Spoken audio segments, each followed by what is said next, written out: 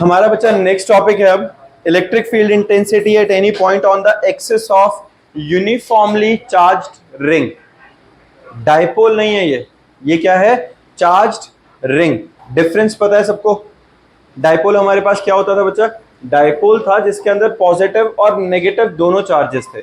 यहां एक रिंग है जो कि चार्ज्ड है, ठीक है। यहां हमारे पास क्या है? एक रिंग है जिसके ऊपर यूनिफॉर्मली चार्ज डिस्ट्रीब्यूटेड है।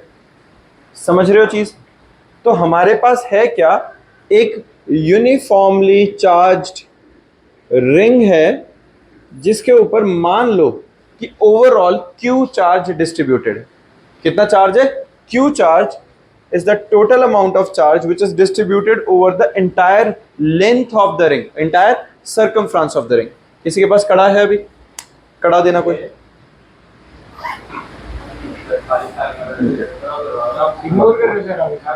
नहीं, बड़ा चाहिए इसलिए। ये देखो बच्चा, अब जैसे ये कड़ा है, इसके इस सरफेस पूरे पे, तो हम सरफेस नहीं काउंट करें, इसे हम क्या कह रहे हैं? लेंथ। इस लेंथ के ऊपर चार्ज डिस्ट्रीब्यूटेड है पूरा, जो इसका सरकमफ्रेंस है। अगर इसकी लेंथ पे चार्ज डिस्ट्रीब्यूटेड है तो वो चार्ज यूनिफॉर्मली डिस्ट्रीब्यूटेड है। तो जब यूनिफॉर्मली चार्ज डिस्ट्रीब्यूटेड होता है तो हम क्या कहते हैं? लीनियर चार्ज डिस्ट्रीब्यूशन का केस आ गया। और जब लीनियर चार्ज डिस्ट्रीब्यूशन है तो उस केस में क्या आ जाता है? Linear charge density lambda. और लीनियर चार्ज डेंसिटी का फॉर्मूला क्या होता है? Charge per unit length.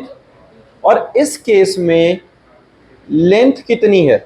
जो इसका पूरा सरकमफ्रेंस है, जो इसका पूरा सरकमफ्रेंस है उतना है कि नहीं? और हम इसके अंदर रेडियस मान लेते हैं a है, तो Q बाय 2πa, ये लेम्डा की वैल्यू आएगी कि नहीं? किसी को दिक्कत है इसमें? ये बात समझ में आई है? तो लेम्डा हमारे पास क्या है? Linear charge density which is equal to amount of charge per unit length. तो total charge Q upon length है हमारे पास 2πa। किसी को दिक्कत बचा इसमें?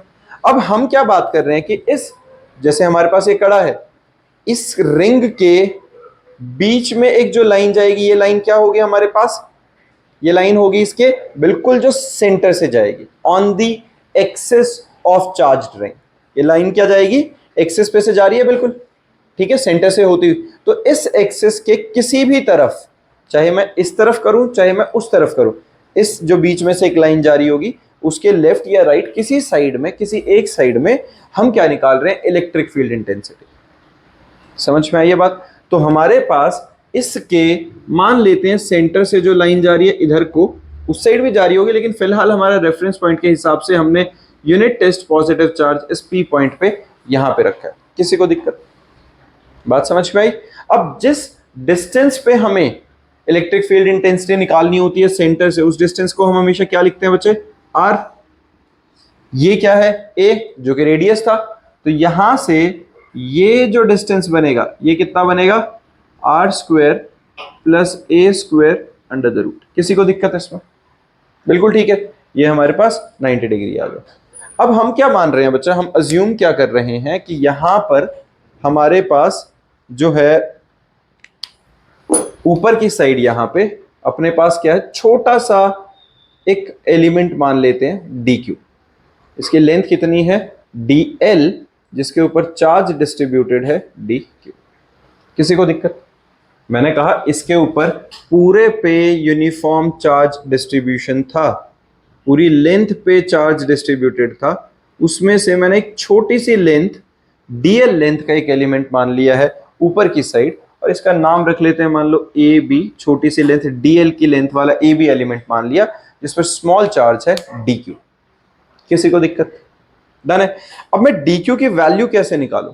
dq हमारे पास क्या है? जो इस छोटे से AB के ऊपर चार्ज है। तो जो dq निकलेगा वो dq होगा क्या बचा? dq क्या रहेगा?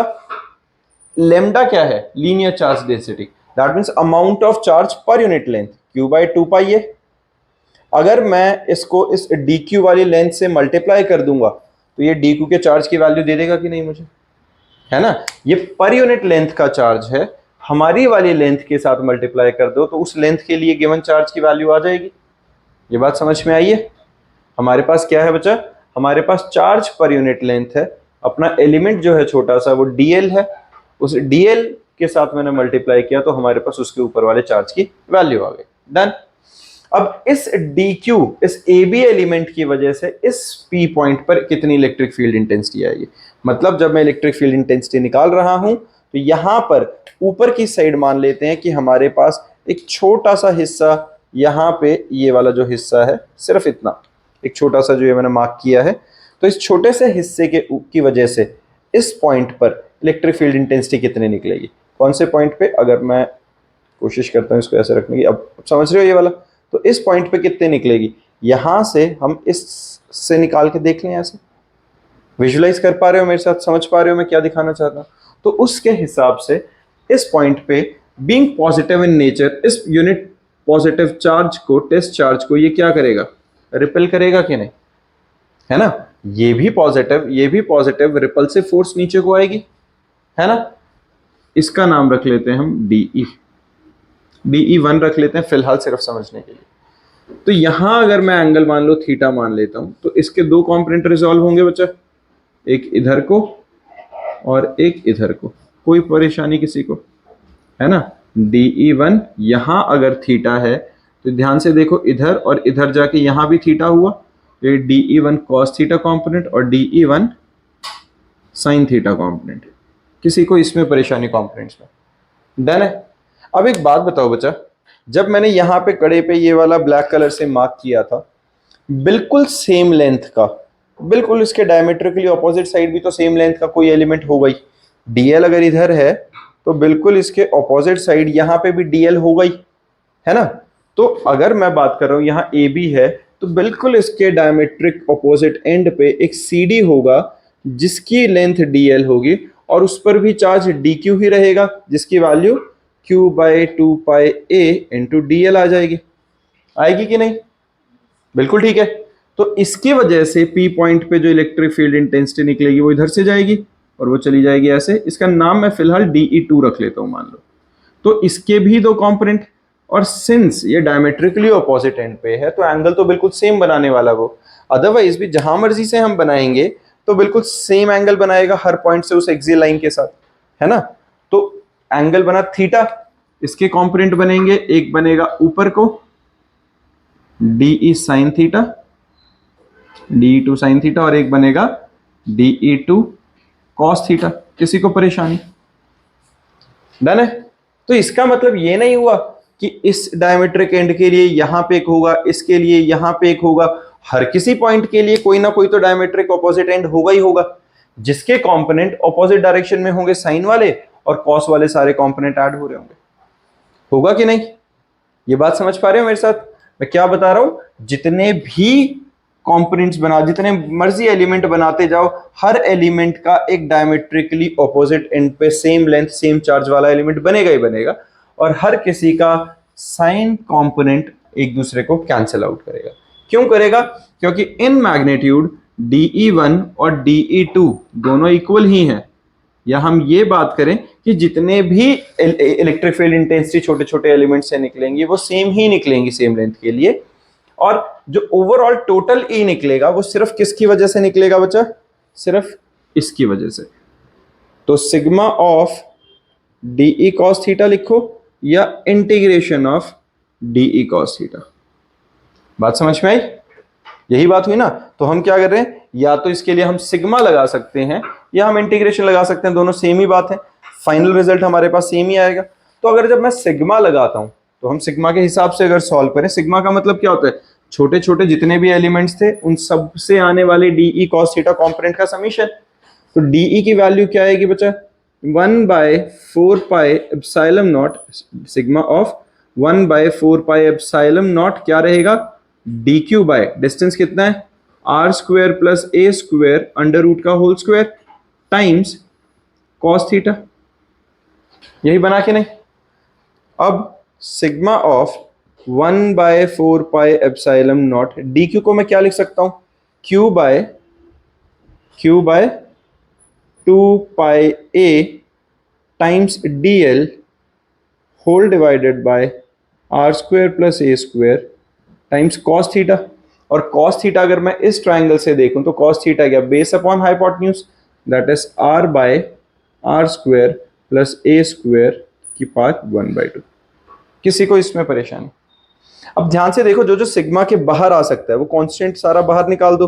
1/4 pi epsilon naught q by 2 pi a, है ना, r square plus A square raise to the power 1 + 1/2, 3/2 बन गया, बना कि नहीं? ये सारा सिग्मा के बाहर आ गया, सिर्फ सिग्मा के अंदर बचा क्या? डीएल। और डीएल का सिग्मा क्या होगा? छोटी छोटी लेंथ का अगर मैं सिग्मा करूंगा तो ओवरऑल सर्कमफ्रेंस बन जाएगा, वो तो बनेगा कि नहीं? अगर मैं छोटे छोटे इन डीएल डीएल डीएल को ऐड करता जाऊंगा तो पूरे सर्कमफ्रेंस की वैल्यू आ जाएगी, जिसको मैं यहां सिग्मा ऑफ डीएल को रिप्लेस कर सकता हूं 2 पाई ए से। 1/4 pi epsilon naught q by 2 pi a into r square plus A square raise to the power 3/2 times, एक मिनट, कॉस थीटा की वैल्यू क्या थी? आर भी था बच्चे ऊपर, यहाँ पे आर भी था एक, और हमारे पास ये क्या बन गया? सिग्मा ऑफ डीएल को क्या लिख लूं मैं? 2 पाई ए। समझ में आया? सॉरी, न्यूमरेटर में 2 पाई। अब ये 2 पाई और 2 पाई कैंसिल आउट हो गया, समझ में आ गया? अब हमारे पास फाइनल रिजल्ट क्या आ गया बच्चे? Electric field intensity q r by 4 pi epsilon naught r square plus A square raise to the power 3/2। किसी को दिक्कत बच्चा? और इसकी डायरेक्शन क्या है? अगर ये ए है, ये ओ है, इधर एक्स है, तो अलोंग ओ एक्स, अलोंग ओ। जा रही है कि नहीं? अब और मैं क्या कर सकता हूं? R square plus A square is approximately equals to R square only. अगर मैं इसी में R is extremely greater than A, तो R square plus A square is approximately equals to R square only. तो यहां से मैं इस वैल्यू को कैसे लिख सकता हूं? मैं ये ऊपर लिख रहा हूं, हमारे पास जो ई निकलेगा वो क्या निकलेगा? Q r by 4 pi epsilon naught r square plus A square raise to the power 3/2। यहां से ये ए स्क्वायर हट जाएगा, ये 2 से 2 कटा, तो हमारे पास क्या बना? Q r by 4 pi epsilon naught r q. बना कि नहीं? है ना? यहां से अगर मैं इसे काट देता हूं तो ये आर स्क्वायर बन गया। ये मैंने स्पेशल केस पे पहुंचा दिया, अगर मैं काटता हूं तो यार स्क्वायर बन गया। तो ये Q, और दूसरा Q अगर यूनिट टेस्ट पॉजिटिव चार्ज है तो ध्यान से देखो, ये तो कूलम्स लॉ जैसा नहीं बन गया? 1/4 pi epsilon naught Q1 Q2 by r square. इसका मतलब मैंने क्या प्रूव किया यहाँ पे कि अगर एक चार्ज्ड रिंग से बहुत दूर के डिस्टेंस पे जाके उसको ऑब्जर्व करोगे तो सेम वैसा ही बिहेव करेगा जैसे यूनिट चार्ज या सिंपल एक कोई चार्ज बिहेव करने वाला था। समझ में आई ये बात? तो अदरवाइज हमारी जो डेरिवेशन है वो यहाँ तक हमारे पास खत्म हो जाते हैं। Q r by 4 pi epsilon naught r square plus A square raise to the power 3/2 along p x. समझ में आई है? अगर इसका स्पेशल केस करोगे तो वही r square plus A square is approximately equals to 0 करके, या अगर एक और केस करते हैं, अगर मान लो यहाँ पे इसी के लिए ये जो हमने फॉर्मूला डिराइव किया, अगर इसके सेंटर पे निकालें तो क्या होगा? सेंटर पे अगर मैं इस चार्ज रिंग के सेंटर पे इलेक्ट्रिक फील्ड इंटेंसिटी निकालना चाहता हूं, मतलब आर 0 हो जाएगा। ए तो रहेगा ही, रेडियस तो रहेगा, आर 0 हो जाएगा। तो जब मैं आर 0 करूंगा तो क्यू आर 0 तो सारा ही 0 हो गया। मतलब एक charge ring, uniformly charge ring के सेंटर पे इलेक्ट्रिक फील्ड इंटेंसिटी क्या होती है? 0, 0। डन है? बाकी ये वाला केस मैंने बता ही दिया, q by 4 pi epsilon naught r square वाला सॉर्टेड है। फिर है electric field intensity due to uniformly charge ring will be maximum. ये मैक्सिमम कब होती है? जब डीई बाय डी आर 0 होता है। ये ध्यान रखना, ये क्वेश्चन होता है कि कभी भी इलेक्ट्रिक फील्ड इंटेंसिटी मैक्सिमम कब होगी? किसी सर्टेन डिस्टेंस के हिसाब से रहेगा ना। खुद सोचने वाली बात देखो, यहां पे 0 है। अब इसको ना एक बार इमेजिन करना, मैं क्या बता रहा हूं, हमारे पास इलेक्ट्रिक फील्ड इंटेंसिटी सेंटर पे 0 है, इन्फिनिटी पे क्या होगी? ऑब्वियसली 0 के आसपास ही, ऑलमोस्ट 0। यहां 0, इन्फिनिटी पे 0, बीच में कोई वैल्यू आ रही है, तो कोई एक ऐसा डिस्टेंस होना चाहिए जहां पर ये वैल्यू मैक्सिमम होगी, होना चाहिए कि नहीं? तो इस वैल्यू को निकालने का बेस्ट वे क्या रहता है? DE by d r is equal to 0 करो। ये हमारे पास मैथ्स का मैक्सिमम मिनिमा वाला हमने कंसेप्ट लगाया है कि rate of change of electric field with respect to distance from the centre of the ring is equal to 0 के साथ इक्वेट किया। जब हमने इसे सॉल्व किया, डेरिवेटिव किया, हमने सिंप्लीफाई किया, तो हमारे पास पूरा सॉल्व करके ये डायरेक्ट आंसर आता है R is equal to plus minus A by √2।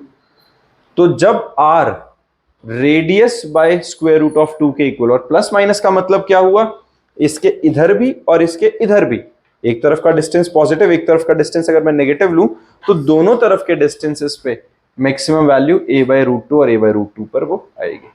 बीच में जीरो है, इधर जीरो है इन्फिनिटी पे, लेकिन सेंटर में मतलब इधर एक कोई डिस्टेंस है इससे जहां r की वैल्यू a बाय रूट 2 है, वहां पर इलेक्ट्रिक फील्ड इंटेंसिटी क्या होती है, मैक्सिमम। किसी को दिक्कत इस डेरिवेशन वाले पार्ट को, जहां हमने ये डेरिवेटिव निकाला है, सिंपल मैथमेटिकल ट्रीटमेंट है डी बाई डी आर, करके देखो अभी। और ये ग्राफ बहुत ज्यादा इंपॉर्टेंट है ये वाला, इसको ढंग से समझ लो और इसको अभी ड्रॉ करो।